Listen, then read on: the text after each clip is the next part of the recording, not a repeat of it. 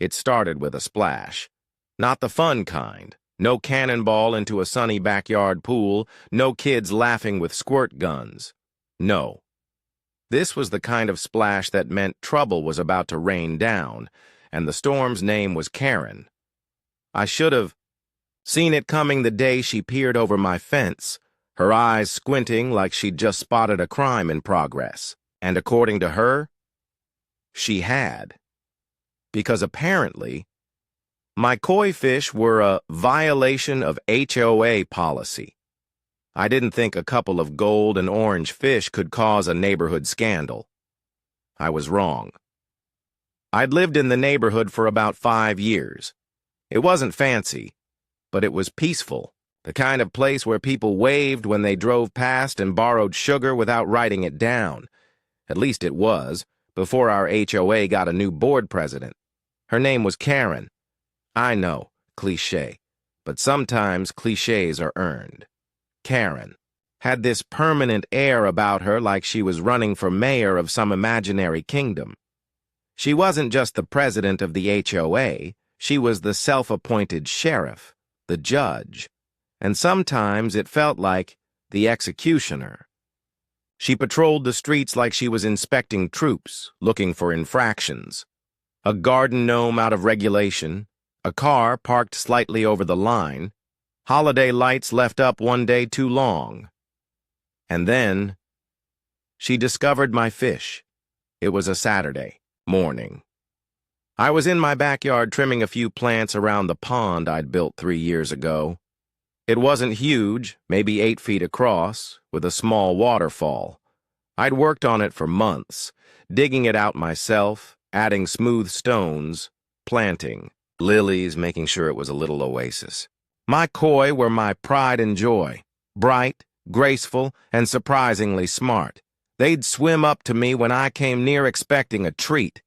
That's when I noticed her shadow on the other side of the fence. "What's this supposed to be?" she asked, voice dripping with the kind of condescension that made you instinctively straighten your back. "It's a koi pond," I replied, unsure if she was serious. "This," she said, pointing a perfectly manicured finger at the water, "is a violation of the HOA's water usage policy. You can't just keep a giant fish tank in your backyard during a drought. And koi? They're non-native species. You could be introducing invasive animals into the local ecosystem." I blinked. "Karen, they're in a closed pond. They're not exactly making a break for the ocean." She crossed her arms. "Rules are rules. And if you think you're special, you're not. You'll be getting a letter." I thought she was bluffing. She wasn't.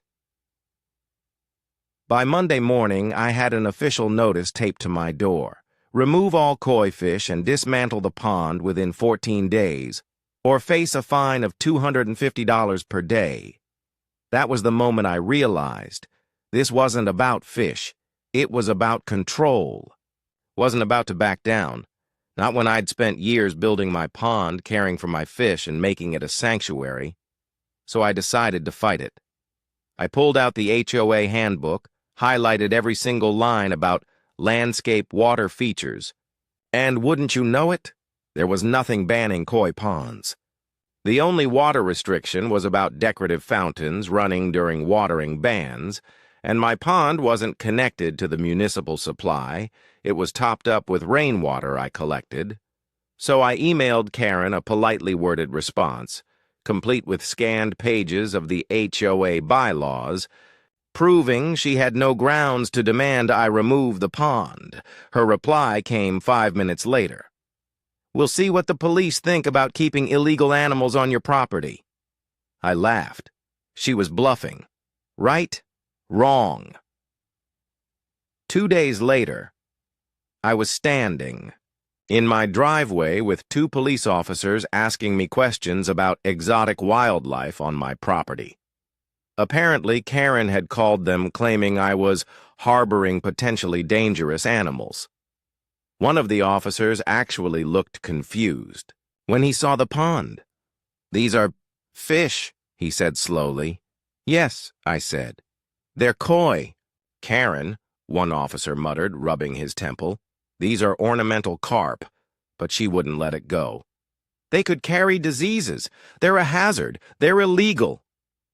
The officers finally told her that there was no law against keeping koi in a backyard pond and left, but not before giving me that sympathetic look reserved for people dealing with that neighbor. I thought that would be the end of it. I underestimated her. The next morning, I woke up to find my pond half empty. Someone had shut off the pump and opened the drainage valve. My fish were struggling in the shallow water, gasping at the surface.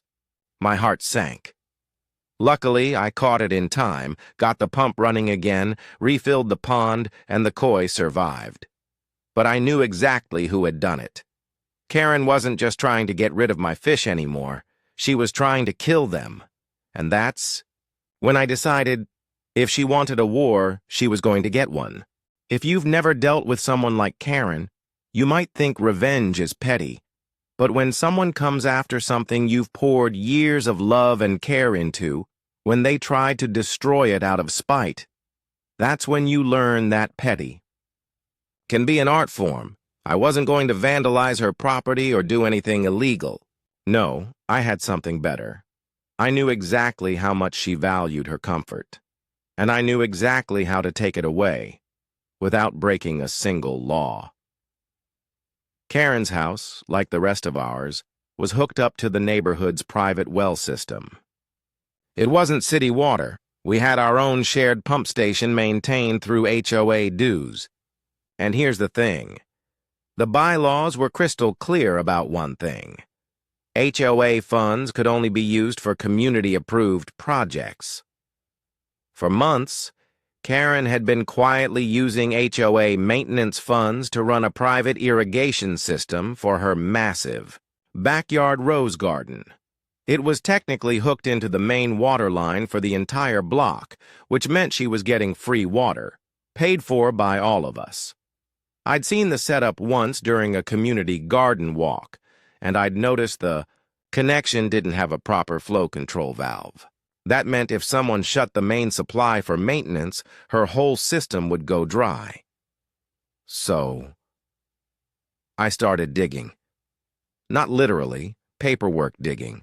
I requested HOA expense reports under the association's transparency clause, which Karen had, to approve. She didn't suspect a thing. Sure enough, there it was. Thousands of dollars in miscellaneous landscaping maintenance charges that lined up perfectly with her garden's water usage. And the best part?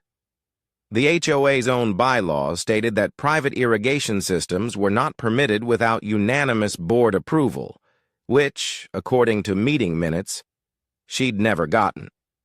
I took my little discovery straight to the rest of the HOA board, not in public yet. Just a quiet email attaching the expense reports, the bylaws, and a suggestion that maybe Karen's misuse of HOA funds should be addressed before it became a legal issue. It didn't take long for the whispers to start. And then the meeting happened. I showed up early, sat in the back, and waited.